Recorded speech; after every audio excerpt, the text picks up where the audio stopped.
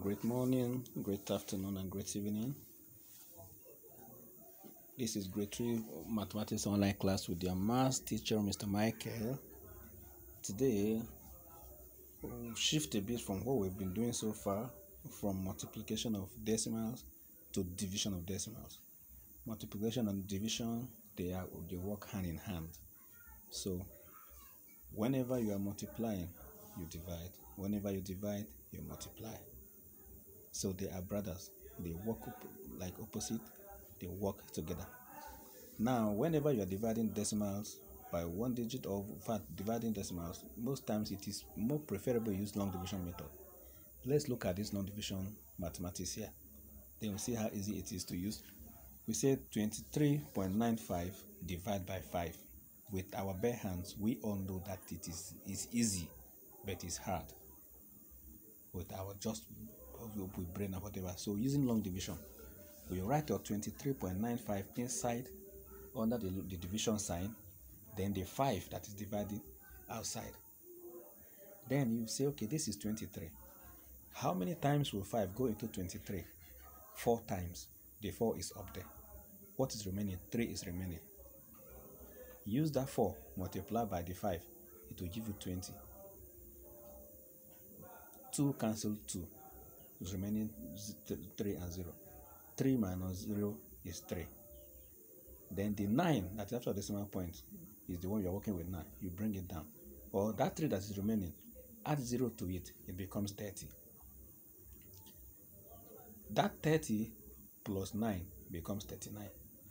How many times will 5 go into 39? 7 times with a remainder of 4. You write the 7 up there because after a decimal point. 7 times 5 is 35. You write down your 35. Now 5 is the one remaining. When you multiply 7 times 5, have 35. 4 is remaining from the 39. Add 0 to that 4. It becomes 40. 40 plus this 5, the last 5 here, is 45. How many times will 5 go into 45? 9 times. The 9 is up there. 9 times 5 is 45. 45 cancel 45. We have 0. So, when you are dividing 23.95 by 5, the answer, the numbers you have on top of the long division sign becomes your answer. So, the answer is 4.79. That is just how simple long division is. You think of how many times will 5 go into 23? 4 times. You write down your 4. 4 times this 5 give you 20. 23 minus 20 will give you 3. Bring down the 9 after decimal point. You put a decimal point up there. Now, the 3 that is remaining, add 0 to it. Plus this 9 that is inside. It becomes 39. How many times will 5 go into 39? 7 times. That 7 times 4 will still remain. Write the 7 up. 7 times this 5 will give us 35. The 4 that's remaining, add 0 to it. When you add 0, it becomes 40. Add the last 5, the last digit there, to that 40. It becomes 45. How many times will 5 go into 45? 9 times. Write the 9 up. That 9 multiplied by 5 will give us 45. 45 minus 45 is 0. That is just a simple way to go about long division. Then whatever you have on top there becomes your answer, 4.79. Now also, we can equally divide decimals by tens, also even by hundreds and thousands, sometimes by multiples of 10. Now, when we are dividing decimal by 10, the decimal points move in an opposite direction to that of multiplication. During multiplication, the decimal point moves to the right.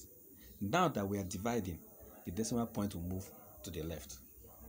So, if we have 51.4 divided by 10, you don't need to even do anything like I want to subtract this or I want to divide this. Just know that you move the decimal point. Since it is 10, only 1 0 is there. You move decimal point only one place to the left. You take it from 51 points, take it to 5 points. And that becomes your answer. Once you move it from in between 1 and 4, take it to in between 5 and 1. The answer becomes 5.1. That is very simple. Also, we have 3.26 divided by 10. As you divide it by 10, instead of 3.26, you move the decimal point from in between 2 and 3. Move it to the left side. It will go in front of 3. Then you write your 0 there. It becomes 0.326. So as you are dividing decimal, the zeros keep shifting to the left. If you are dividing it by 10, it moves 1 time. If you are dividing it by 100, you move 2 times, depending on the number of zeros. If you are dividing it by 1000 that has 3 zeros, the decimal point moves 3 times to the left. Also, division of decimals by 100, just like what I've just explained. When we divide it by 100, the decimal point moves 2 times to the left. Now we're dividing 19.5 divided by 100. So the answer is, you take the decimal point across 9, 1, and across 1, 2. That means the answer is supposed to become 0.195. It's an error, 0.0. Not 0.0, but rather 0.195. Because it moves 2 times. Once it moves out of the numbers, you add 0 to it. 1.2 divided by 100. Now the decimal point is supposed to move 2 times. If you move 1 across 1 to the left, you move it again outside 2. That means you have 2 zeros, 0.0 before the 1 and 2. Now see, say 0.7 divided by 100.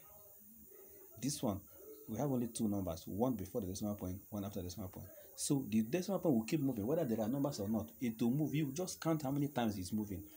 Across, behind, in front of zeros, 1, in front of the other zeros, 2.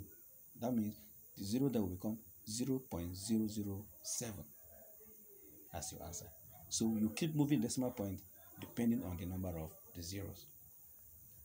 So I believe this is the easiest method of dividing decimals, by tens, by hundreds, by multiples of tens, or by thousands. Don't think about calculating this one cancel this one divide this. Just know how it shifts.